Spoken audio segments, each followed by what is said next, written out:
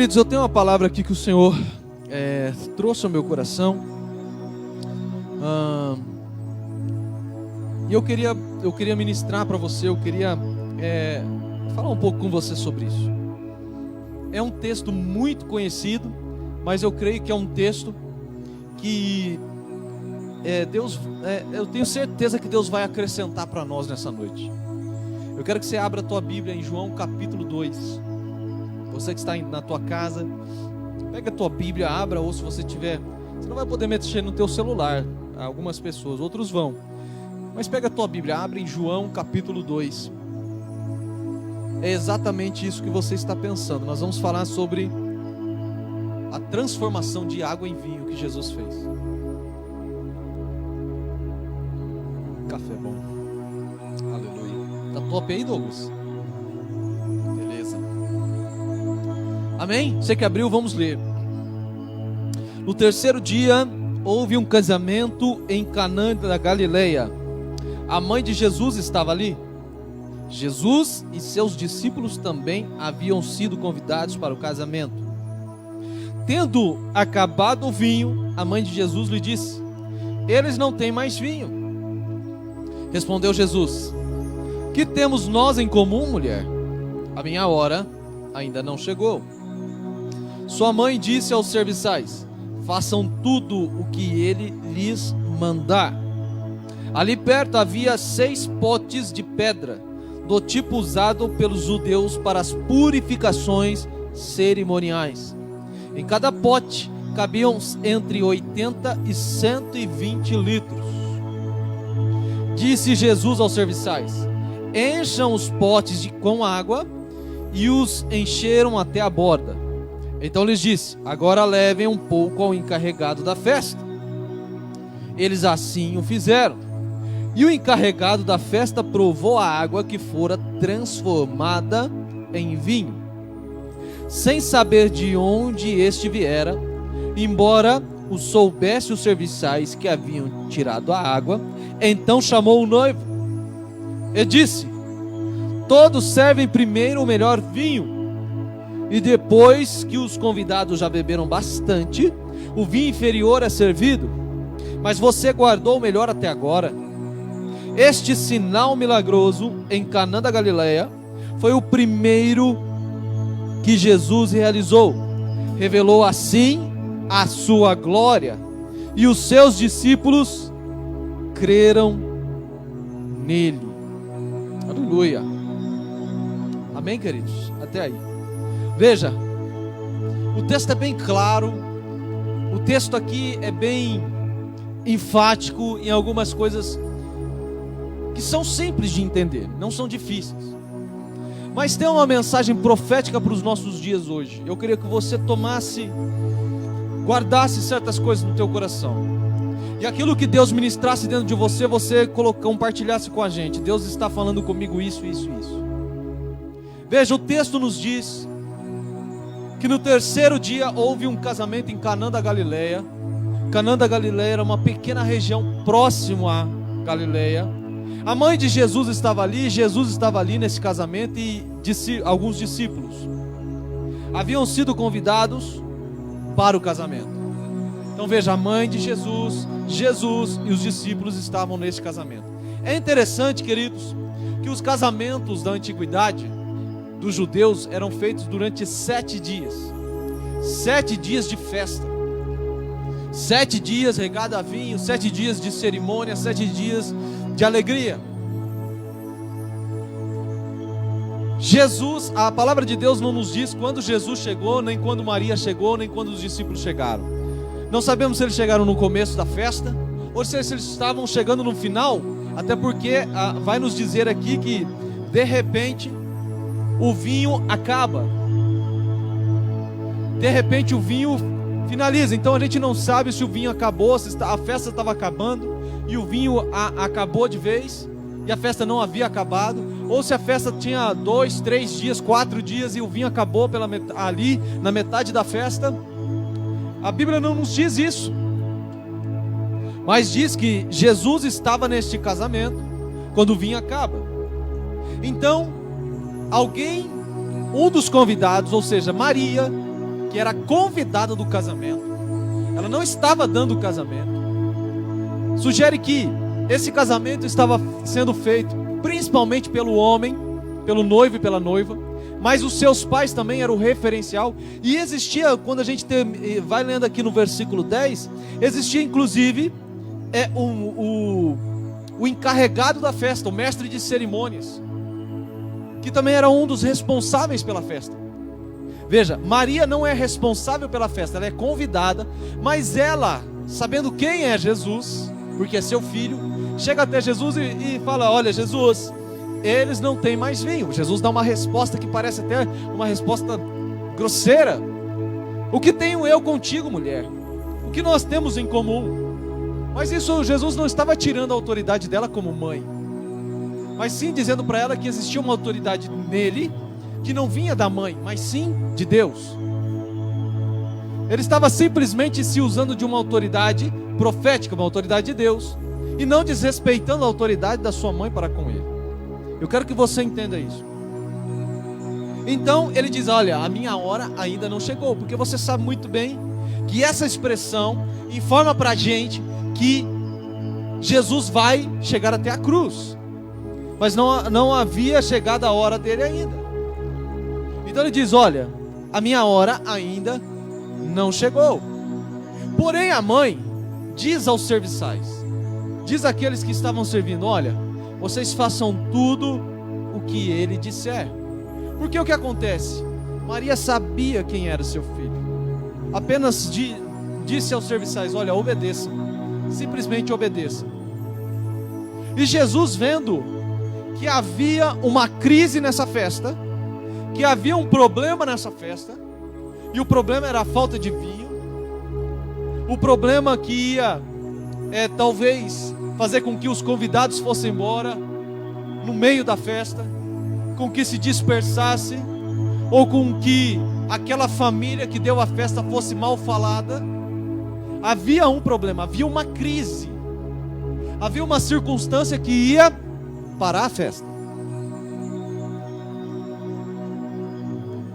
Então Jesus, muito bem informado, ele age.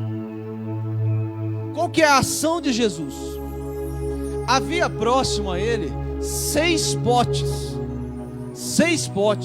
que serviam para as purificações cerimoniais. O que eram as purificações cerimoniais?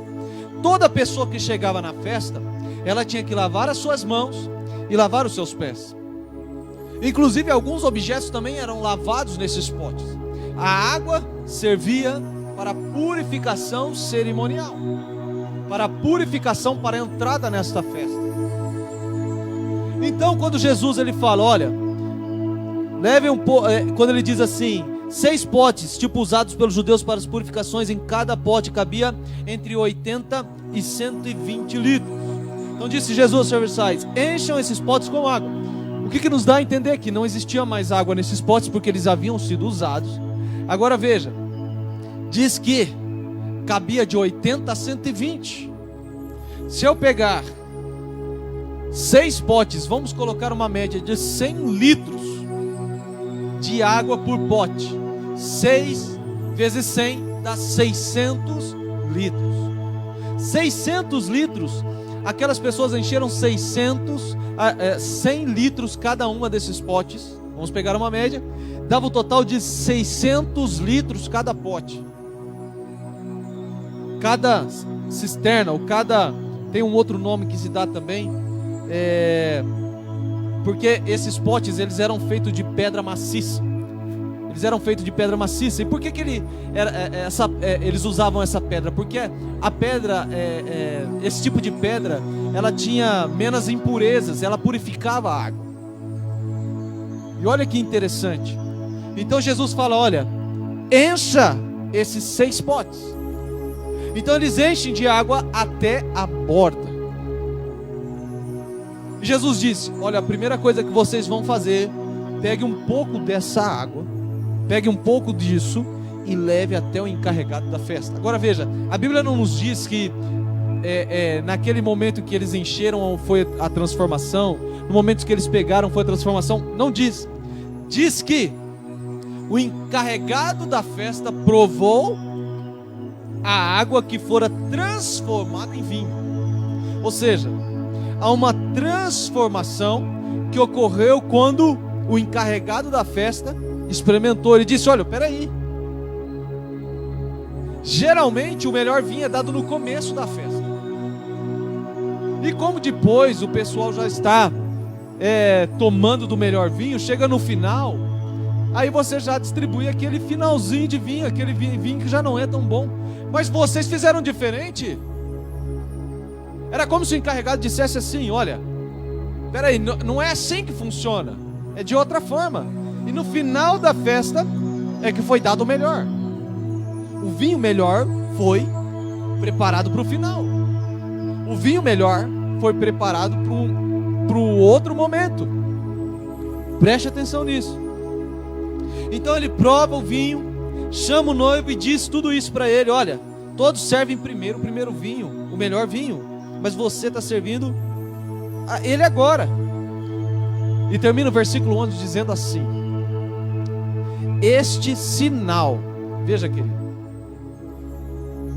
o que Jesus está fazendo é um sinal. Há um sinal. O livro de João vai nos apresentar 7 sinais, 7 milagres que Jesus opera. O primeiro é este, o primeiro sinal do quê? Que revelou a glória que estava em Jesus. E a partir de então, os discípulos que estavam com Jesus creram nele. Ok, pastor, o que você quer dizer com tudo isso? Aleluia. Deixa eu dizer uma coisa para você, querido. Eu não sei qual era a fase da tua vida que você estava antes do tal do coronavírus, antes do tal do Covid-19. Eu não sei qual era a fase da sua vida. O que me mostra esse texto é que havia uma festa, e de repente, onde todos estavam alegres, houve uma crise, houve um problema, houve uma circunstância que podia parar tudo. Veja, eu não sei qual é a fase da tua vida a qual você chegou nesse tempo em que tudo parece estar parado. Há uma crise estabelecida. Sabe por quê, querido? Porque talvez o maior recurso desta festa não seja em si a questão do milagre, mas seja em si a transformação que aconteceu, o poder de Deus que aconteceu, o algo extraordinário, o recurso que não havia mais, que estava esgotado, que foi transformado. Foi transformado aonde? No mesmo lugar em que ocorreu a crise, na mesma circunstância. O que eu quero que você entenda nessa noite? Que muitas vezes nós estamos num tempo agora achamos: olha, esse ano vai ser assim, esse ano eu vou fazer aquilo, esse ano eu vou para cá, eu vou para lá, vai acontecer dessa forma. Mas de repente é uma crise que acontece. E eu estou falando de crises que acontecem dia após dia na nossa vida, circunstâncias que acontecem dia após dia na nossa vida. Agora, como você enfrenta isso? Deixa eu dizer uma coisa para você. Talvez na festa, quem tinha a responsabilidade de agir eram os noivos, era o encarregado, eram os pais, não era o convidado. E talvez, querido, você não chamou essa crise para você, você não disse: essa crise é minha. Não, talvez você foi apenas um convidado e entrou nessa crise. E aí, de repente, Deus começa a falar aqui com Maria, que era convidada. Jesus era convidado, discípulos eram convidados. Então Deus está falando com você. No meio desta crise, eu estou chamando aqueles que eu convidei, para que esses saibam que eu tenho poder para transformar. Eu quero que você entenda isso, querido. Porque muitas vezes não é você que foi para a crise, não é você que gerou a crise. Você entrou como convidado. Aquilo que o Brasil está passando, essa doença que ela está fazendo, foi você? Não foi você, você foi convidado. Peraí, pastor, mas querido, A palavra de Deus diz que o sol está sobre os justos e os injustos. Sobre todos nós o sol está. Então nós fomos convidados, nós estamos numa crise. Agora veja, deixa eu dizer uma coisa para você. Não foi os pais que ficaram sabendo, não foi os noivos que ficaram sabendo, não foi o encarregado que ficou sabendo da falta de vinho, foram os convidados. Deixa eu dizer uma coisa para você: Deus não quer falar com todos, Deus quer falar com pessoas específicas, Deus quer falar com alguns convidados dessa crise, porque esses é que vão agir para transformar a água em vinho, um tempo de alegria, um tempo de renovo, um tempo ao qual as coisas de Deus vão continuar caminhando. Deus está chamando eu e você como convidados no meio desta crise, para nós gerarmos coisas novas.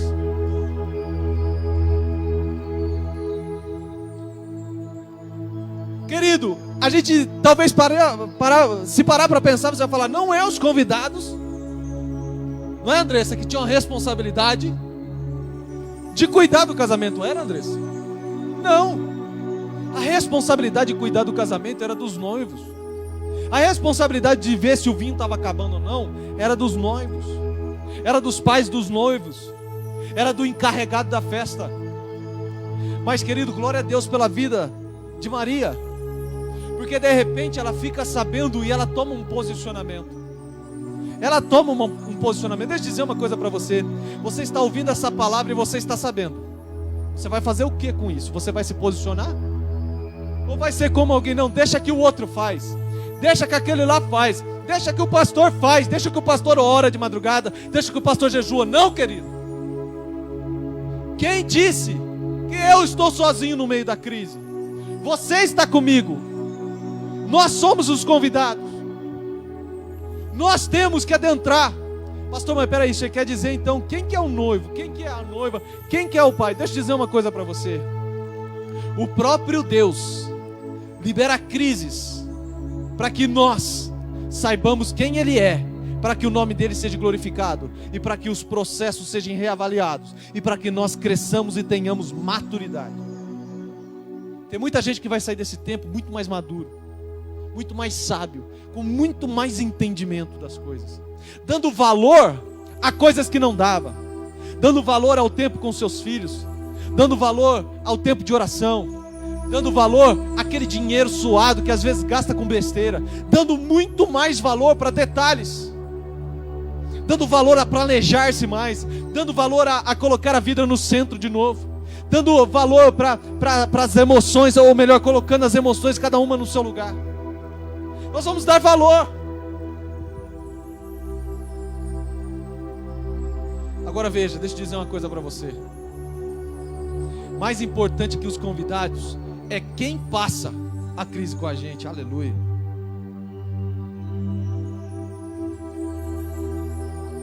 Quem está passando a crise com você? Aqui, deixa eu dizer uma coisa: acabou o vinho. A festa estava bombando, mas de repente o vinho acabou. E agora? E agora? Nós somos os convidados. Para quem que a gente corre? Para onde que a gente corre? Ah, vou correr para o meu dinheiro guardado na poupança. Quem tem dinheiro guardado na poupança hoje? Quem, irmão? Onde que ele não? Vou correr para o cartão de crédito. Ah, vou correr para o meu pai, vou correr para minha mãe, vou correr para... Irmãos, deixa eu dizer uma coisa para você. Nos momentos de crise, o que mais importa é quem está com você. Pastor, o que você está querendo dizer?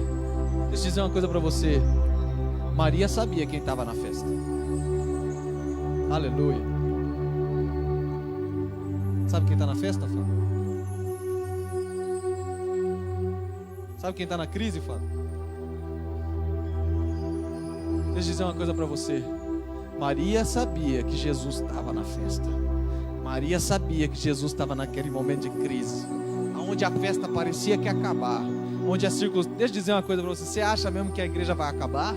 Você acha que o cais vai parar? Você acha que as coisas vão parar? Aleluia. E antes de vir para cá, eu vou te dizer um pensamento meu humano. Eu vim para cá pensando assim: Senhor, se durar muito tempo isso, e se durar muito tempo isso, como nós vamos fazer, Senhor? Como vai acontecer, Pai? Deus falou assim: peraí, eu acabei de te entregar uma palavra, você não entendeu? Ele falou comigo. Quem está com você sou eu. Ele disse: sou eu o Senhor dos exércitos. Eu estou contigo, não importa. Você pode ser convidado dessa crise, mas se eu estou no meio dela, vai haver solução, vai acontecer solução, vai ter vinho novo sim. Agora deixa eu dizer uma coisa para você, querido. Deixa eu dizer uma coisa para você. É necessário que o vinho acabe. Espera aí, pastor. Segura agora que o que eu vou falar é forte. Vai bater na tua cara agora, como bateu na minha, tá? É necessário que o vinho acabe. É necessário que a crise aconteça. Sabe por quê? Porque tem uma geração sem vinho.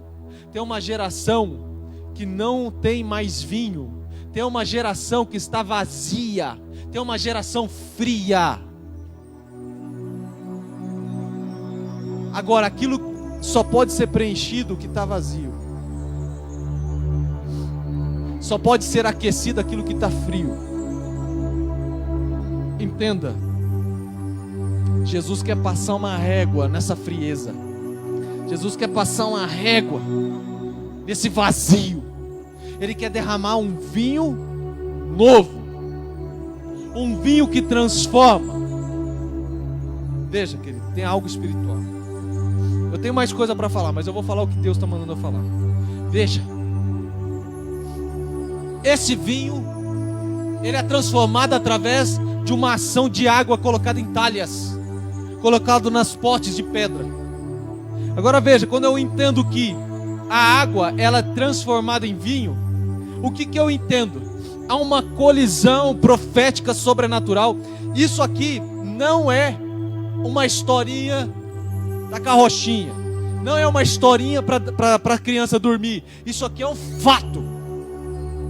Esse milagre é um fato. Só que é um fato que não tem como explicar naturalmente. É sobrenatural. Veja, quando as 6 talhas são cheias de água, as 6 pedras são cheias de água. Sabe o que eu entendo? Que o ser humano, ele tem uma formação dentro dele, uma concepção dentro dele, que ele tem mais de 70% de água dentro do seu corpo. E se você não beber não sei quantos litros de água, não sei se vocês sabem quantos litros que é, se você não beber, você morre. Você precisa ter, porque a água ela vai te nutrir. Agora veja, quando há essa transformação do vinho, e o vinho no Novo Testamento vai falar da presença do Espírito Santo. Então há um choque. A talha é como se fosse nós. E de repente a transformação acontece, esse vinho acontece. Ou seja, são coisas que são conectadas, grudadas. O que isso está falando para nós, para que você entenda? Para que nós precisamos receber essa água que está aqui dentro. Essa água que somos nós, precisamos receber do vinho, que é o Espírito Santo, para sermos transformados, para sermos revigorados. E isso só vai acontecer na crise. Sabe por quê? Porque eu creio que a festa não pode parar, a alegria não pode deixar de acontecer, tem que continuar. Por quê? Porque as bodas do Cordeiro sugerem que ele, como noivo, está vindo encontrar a noiva. Então não pode parar, a noiva não pode parar, a festa tem que continuar. Aleluia. Deixa eu dizer uma coisa para você. Se Jesus fez parte da tua vida, se Jesus faz parte da tua vida, e se Ele não estava fazendo, querido, abra mão das suas coisas, abra mão dos seus preconceitos, abra mão dos seus conceitos errados, abra mão das suas ideologias enfadonhas, que não prestam de porcaria nenhuma agora, e aceite a Jesus, coloque Ele como primeiro lugar na sua vida. Sabe por quê? Porque se Ele está na festa, Ele está na crise, e se Ele está na crise, Ele vai te dar festa de novo. Eu vou repetir para você entender. Se Ele está na festa, Ele está na crise, e se Ele está na crise, vai ter festa de novo.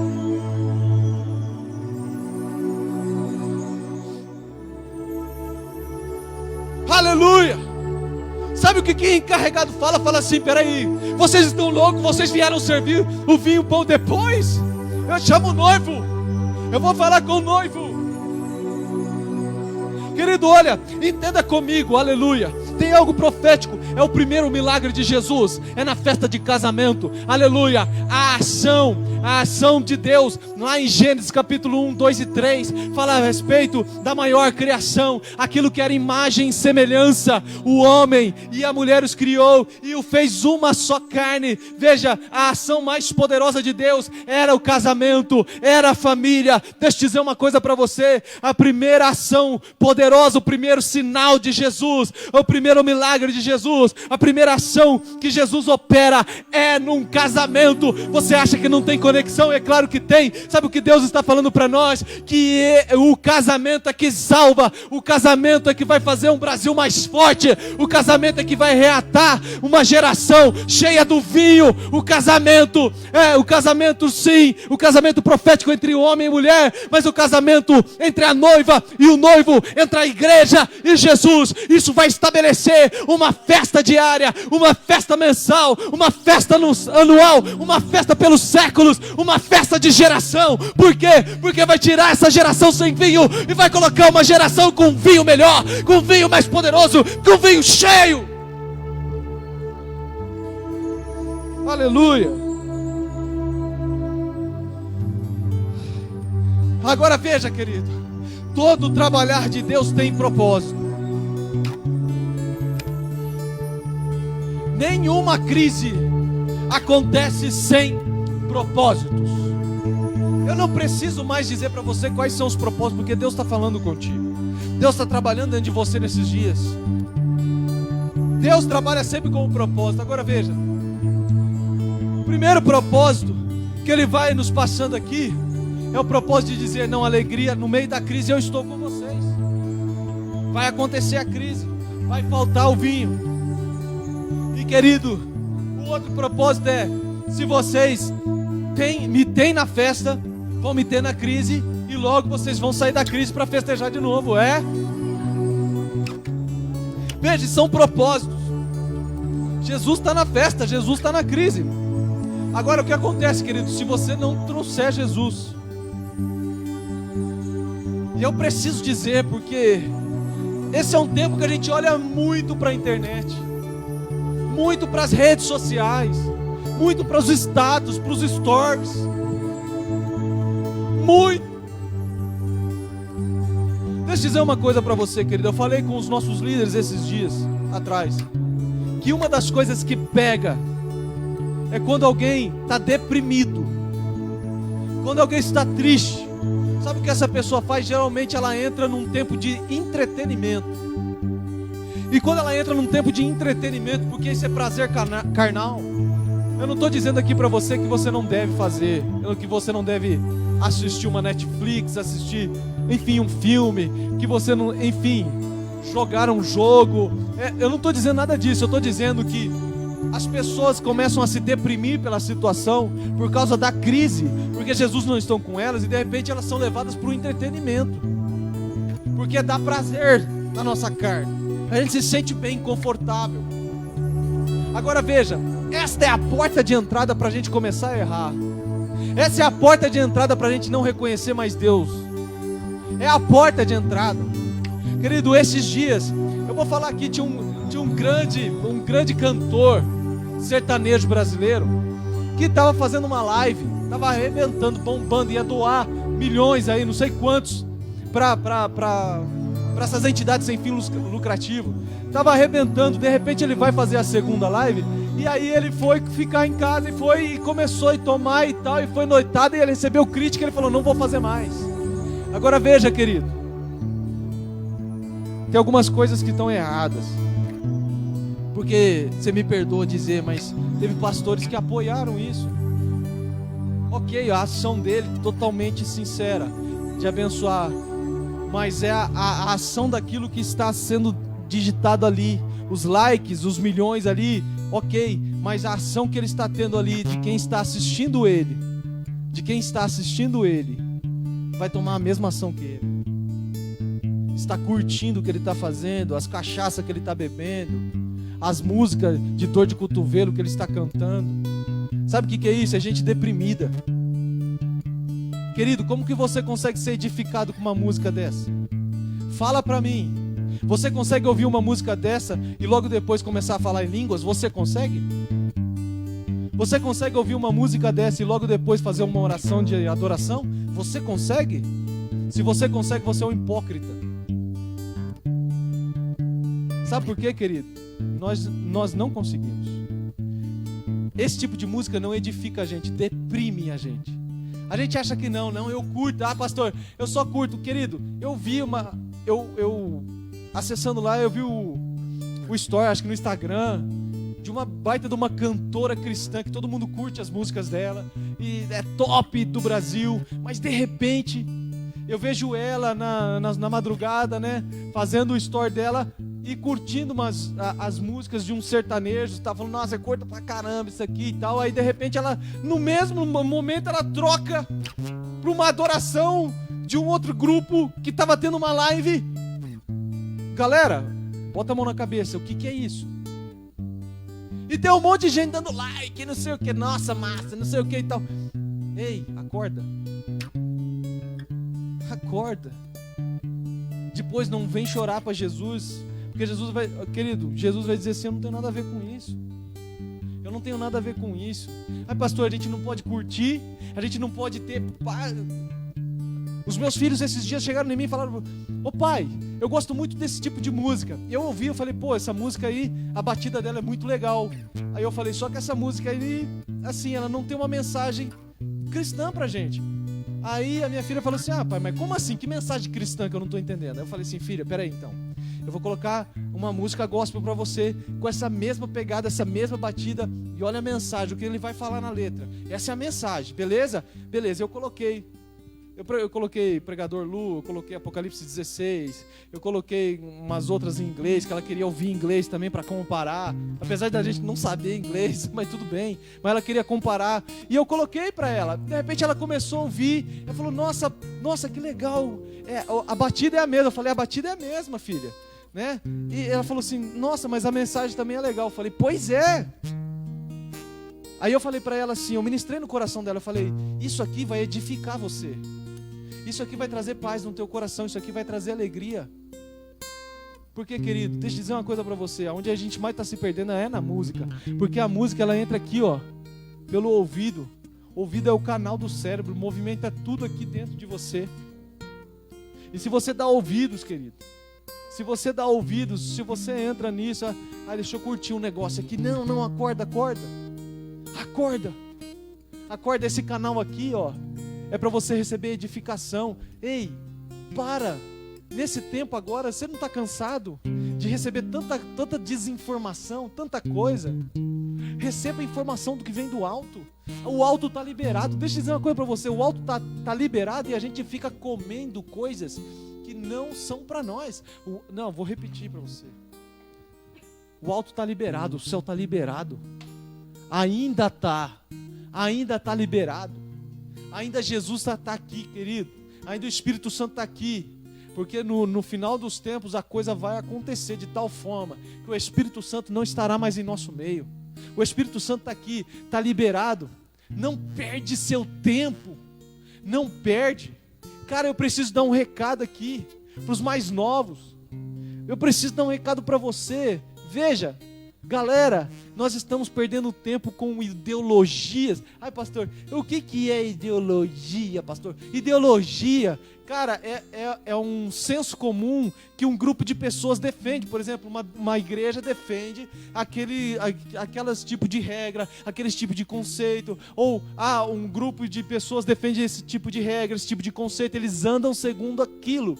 Pô, tem tanta gente que vive um monte de ideologia, menos nessa aqui, ó, que manifesta a glória de Deus. Nós precisamos crescer, querido. Entra na ideologia bíblica, entra na ideia de Cristo, entra na ideia que Ele tem para você. Para de ficar defendendo babaquice que não foi você, não faz parte da personalidade, não faz parte de você. Você não pode ficar defendendo coisa que, olha, eu acho isso aqui tão legal e tal. Mas quem é você? Se você não sabe quem é você, você vai defender aquilo que não é teu. Você precisa saber quem é você para você defender aquilo que é teu. E deixa eu dizer uma coisa, você só sabe quem é você se você está em Cristo. Não tem outra regra.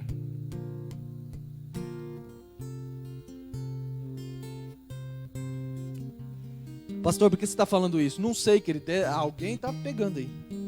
Alguém está crescendo com isso. Alguém está entendendo o que eu estou falando aqui. A oportunidade nossa quando a gente está aqui online, querido, é porque a gente atinge um monte de gente, não é? Então, querido, sei lá, espalha isso. Vamos dar voz àquilo que realmente faz a diferença. Para de dar voz a coisa que não tem nada a ver. A gente dá tanta...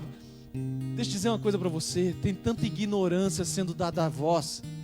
E de repente, sei lá, se Deus está lá do alto fazendo assim, meu Deus do céu, o que está acontecendo? Eu não sei, talvez Deus esteja olhando para a gente falando assim, peraí, eles estão no meio da crise e ainda não entenderam a voz?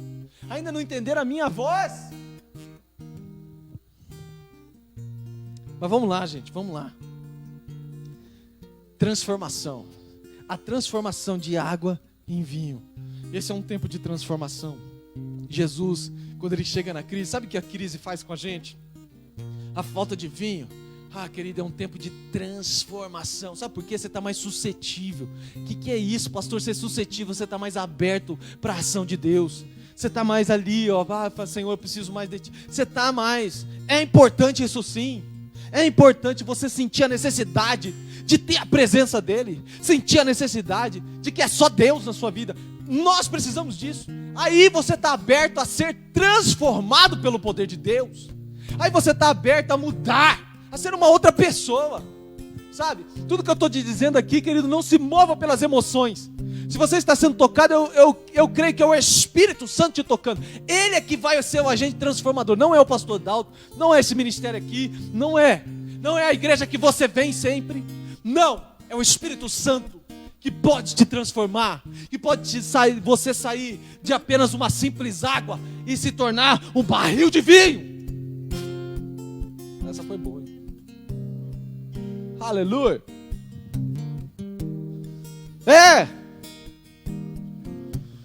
Agora veja, querido, a transformação de água em vinho. O que isso faz com a gente? Isso transforma tudo. Uma certa vez alguém chegou aqui, de repente cheio dos brincos, dos piercing, dos tatuagens, dos não sei o que e tal. Será que a galera aí vai me receber na igreja? Eu falei, com certeza. Com certeza.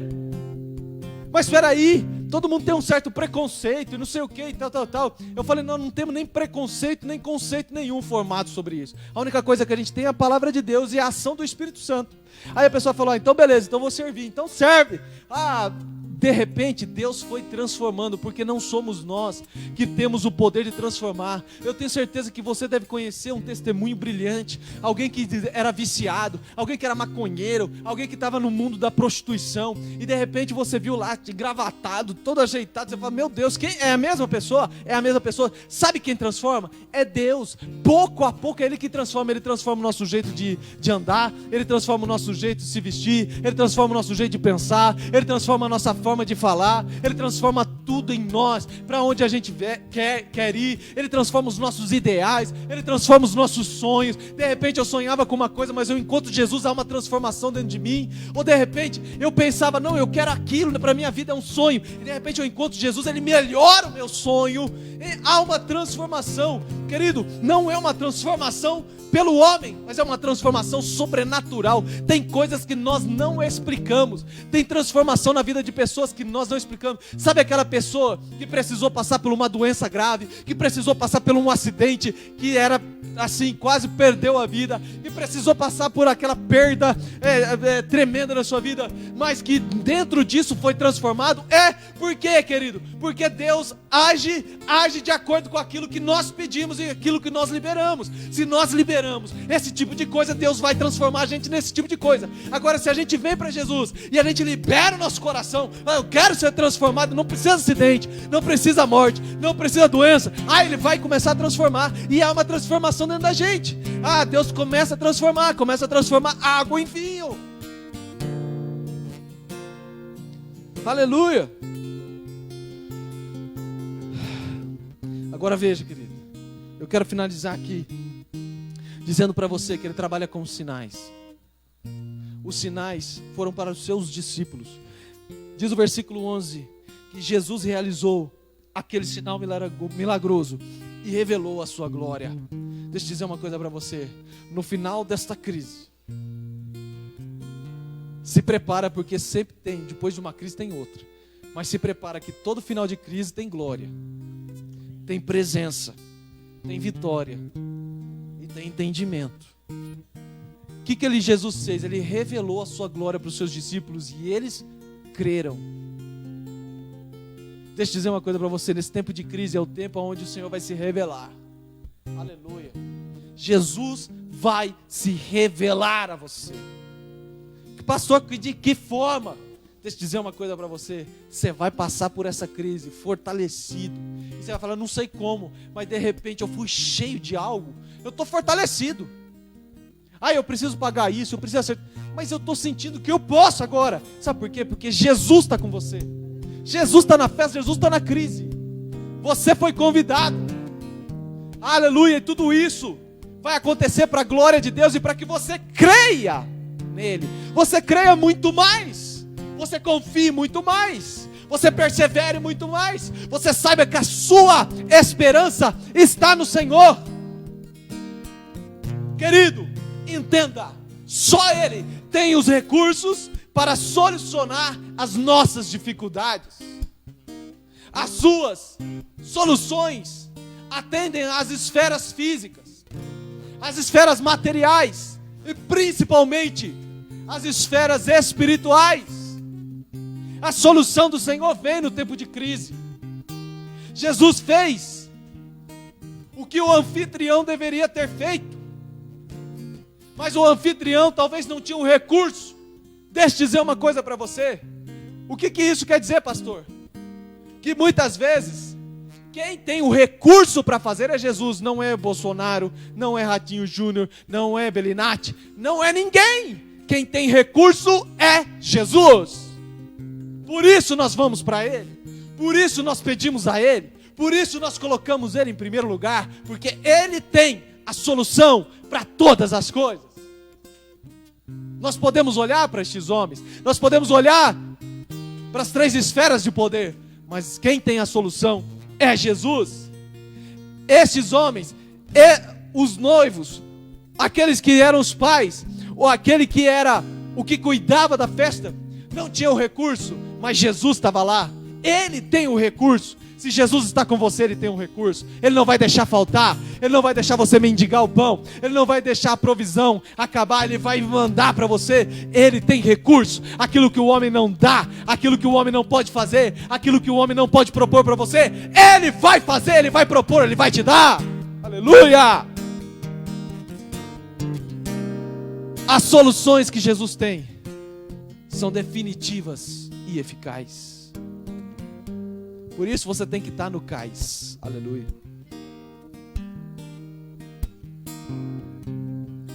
Eu queria que nós orássemos agora. Valeu, Pedro. Abraço, querido.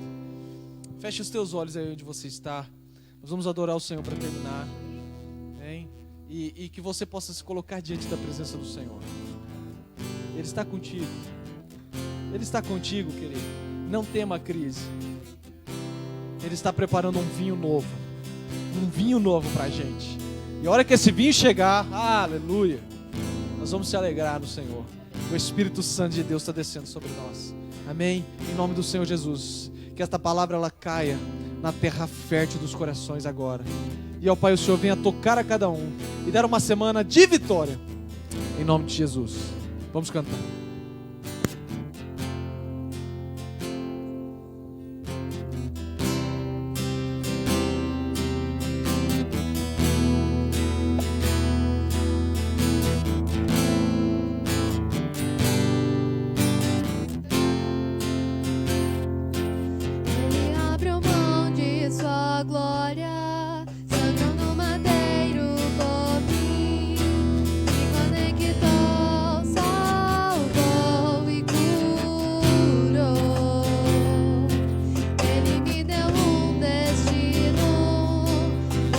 Feel